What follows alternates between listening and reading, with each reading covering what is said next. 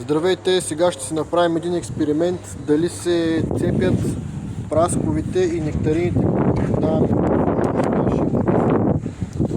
Така, започваме с праскова Red Haven.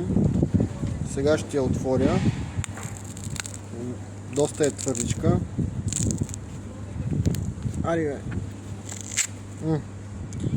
така, да, отделя се от костилката, просто е доста твърда, трябва един-два дена малко да поумекне. Така, следва праскова жълта, не знам точно какъв е сорта, ако някой може да каже. Тая ще е много приятна и мисля, че е по-сочна. Да, пак се дели от костилката. Така, това е сорт нектарина червено-злато. Как е на английски? Red Gold. Казаха ми, че е много хубава и се дели от костилката. Само да пробваме.